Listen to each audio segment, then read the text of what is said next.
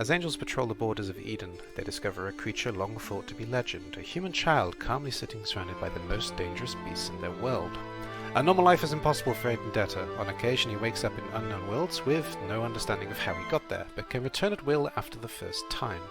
He divides his time between the place he learns to call home, but modern ideals on Earth and the traditional and militaristic upbringing in Eden collide as he can't secure his right to prove himself on patrol. When he later wakes up in Hell, that opportunity presents itself and he helps the devilry plan battles in a demon civil war.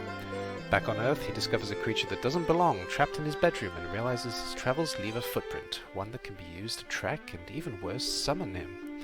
With incompatible values instilled in Aiden, he is viewed as an outsider wherever he goes. Though his journey sees him face to face with physical demons, he learns that the internal kind are often worse. If you want to hear more, please join the Discord linked. Hello, and welcome to this week's roundup of ICBBL. I'll get one thing out of the way really quickly. I'm in a lot of pain today, so please forgive me if I don't have the energy that I usually have. But, well, hopefully I'll be able to fight through it. And I have all the notes available, and I have everything else available, so we should be fine. But yeah, my shoulder's giving me some pretty serious problems at the moment. Has been for a while. I'll go into that in more detail in tonight's evening, though. I guess not now, because whoops, because now we're here for ICBBL rundown. So let's just ignore I said anything. So we're actually in the finals of ICBBL season 25 now on everything, but I think Steel. I think Steel hasn't quite made the finals yet, and Steel was the only one that didn't have all of its games played. So there's one game from the first week of playoffs, and then there's I believe just one game from the second week of playoffs, but I'll see when I get there. As always, though, we'll start off with bronze. So there's actually one thing that I want to point out straight away before I even look at any teams or anything like that. Nibanon is actually in the running to be the winner of all 3 playoffs, which is really impressive. So Nibanon is still alive in Steel, he's still alive in, I believe, Bronze, and he's still alive in Gold. Must be Bronze and Gold, yeah. He's still alive in Steel, Bronze and Gold, so he has a chance to actually make it all the way. And I do need to have a look at my notes, so where am I keeping them? I'm keeping them here. So, yeah, one game was actually played last week from this round, but the other one wasn't, so the Slanish Give Us Claws, which is Nibanon's team, knocked out Makarovich and his Dread Incarnate Doomstack. So the Dark Elves went 1-0 against the Necromantic team, and got man of the match on the Wood Elf as well, Witch Elf as well, which is really good, and man of the match on the Ghoul, which is also good.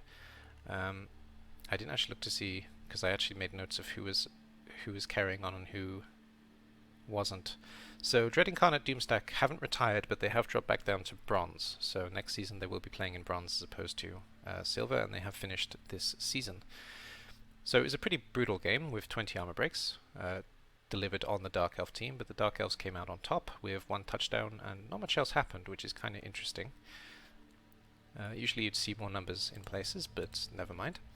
So we got 8 SPP on the Dark Elf team, and with all those armor breaks we only managed to pick up 9 SPP on the Necromantic team, which is maybe not exactly what they wanted, but so 9 against 8, pretty tame game all things considered, to be honest, but it's a pretty solid win for Nibanon, and Nibanon does move on to the final. And there were some level ups and there were some injuries, so let's have a look at these two teams. And again, this game, I talked about this game last week, so I'm not going to talk about it again. So we'll start with Makarovich's team, who have now finished, and they've actually trimmed to be available for Bronze, and it looks good actually. They're exactly at 1500, which is the upper limit. I believe that you can be at 1500, you don't have to be below, but if he really needs to, he can trim even further anyway, so... not so easily actually, you'd have to drop a reroll. So if 1500 is the limit, is the upper limit, then I guess he's fine. He fired a werewolf. I've just noticed. He fired one of those plus strength werewolves to take a rookie on instead. So if he's willing to be that brutal with his cutting, then he definitely can cut it a bit more if necessary. So what happened? there was a level up on Gollum, who was that nerd, who is gone actually. So the ghoul that got man of the match has been fired, but he did level up, and I don't know what he got because he's gone. So this team is moving into bronze next season, and oops, they're looking like a very strong bronze team, to be fair, with the plus strength wolf being a pretty big part of the team. 6 lots of guard still, 2 lots of mighty blow, sorry, 3 lots of mighty blow, and dodging white as well. So you know, they're gonna have a much better time in bronze probably. At 1500 is fine. Yeah, that's great. It's actually good having an admin here. Thanks, Evil. I should probably call you Smoothie. Thanks, Smoothie. So yeah, Makarovich is an admin as well, so I'm sure he knows the rules better than me, to be fair. So you know, but there we go. That's them finished. And they got beaten by Nibenon's Slanish Claws, who still have to play their final. And it's a pretty beaten up Dark Elf team, but you know, overall not so bad. So what happened to the team? The team took a level up. They had a loner who got a minus AG, so he probably got fired, and Morphin got niggled, and Morphin doesn't seem to be here, so I guess Morphin got fired with his niggle. And which elf? Oh no, Morphin got the level up, sorry. Well, anyway. He got level up, and he got niggled, and he got fired, I guess, because he's not here, so there we go. So the Witch Elf team going into the final look like this. They've got 3 loners in their lineup, which doesn't really make a big difference on Dark Elves, to be honest, because he's still got the majority of his positionals. He's got 3 blitzers. I think Morphin was a blitzer. I might be wrong, but I think he was. And, you know, this is a pretty solid looking team going into this final with 2 stat freaks. There's a guard and a well-developed witch and a low-developed witch, but still. Nibenon has been really impressive this season, and I expect him to do well in all 3 finals, to be honest, though I think out of the 3 finals this is one of the harder ones. And not to spoil what happens in the other finals, but this is actually one of the harder matchups because he's up against Meshuggah, I think. Let's double check. Yeah, he's up against Meshuggah. So he's up against this No More Pain team. And this No More Pain team looked pretty brutal. So actually, it's not the Chaos team that I thought it was, but still, they've got quite a lot of guard. This plus strength piece is going to be a really big problem for the Dark Elves, and they can kind of match the agility to some extent. And there's enough mighty blow to cause the Dark Elves problems, because Dark Elves are not that good at the fighting side of things. So yeah, this team from Meshuggah take on the Dark Elves of Nibenon, and no loners on the Chaos team, which may make a small difference, though there's less development on the Chaos Warriors than I thought there was actually, so I don't know. He's got some pretty solid beasts, to be fair. So this Dark Elf team and this Chaos team, sorry, this Chaos team are pretty well matched up, to be fair. So just that one game left to go, and of course best luck to both coaches. I don't think this rundown's going to take very long this week, because I don't have too much to look at, to be honest, but there we go. And I can maybe talk about some other teams that are continuing or that have dropped out. So I've got notes on 5 teams about next season. So that would be nice from Crowley. These guys are continuing. Citadel of Chaos from Cerrone. These guys are continuing. Canadian Welding Bureau are not in this part, but they are continuing. That started off last round, and We Rise as We Fall, who are also not in the final, but who are not in the playoffs, sorry, but they're also continuing. That was a, I think that was a Skaven team? No, that wasn't. It was the Undead team, sorry. It was the Undead team under Gameslayer. So the Undead team under Gameslayer, the Human team under... Can't remember the coach for the life of me, but the Canadian Welding Bureau and the coach and Citadel of Chaos, and that would be nice, all continuing next season for certain. That's actually it for bronze, so we've just got the final. I haven't seen any notes on them playing yet, so it could happen at any point during this week. I think they've got... I don't actually know when the deadline is when I think about it. Let's have a quick look.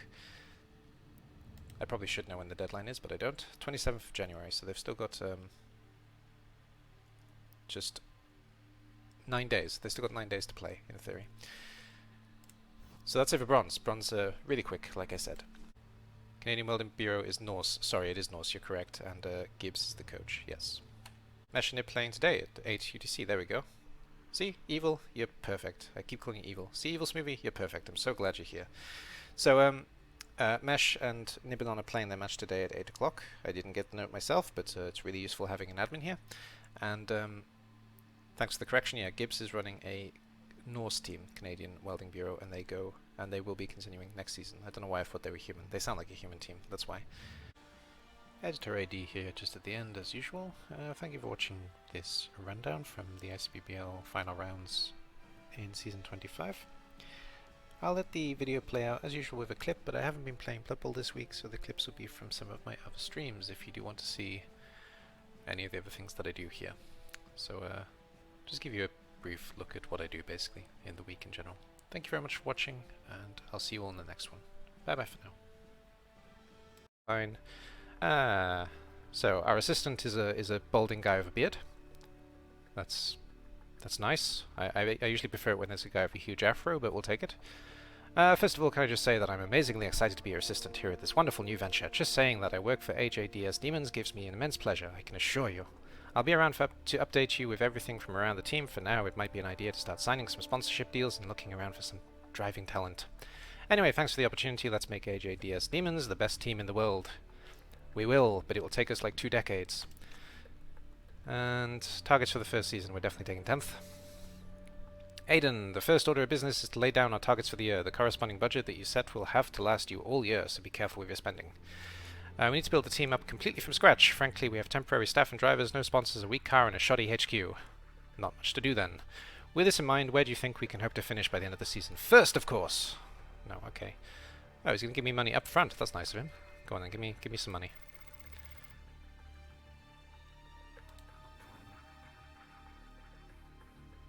We still can't spend it though. That's the biggest problem. But okay. Because it has to last us all season. We do pick up some more money from sponsors though, at least. I'd like to present my initial report on the state of the team. Take a deep breath. Our drivers are awful, our designer is awful, our mechanics are awful. You need to get hiring fast. You know where to find me. Thanks.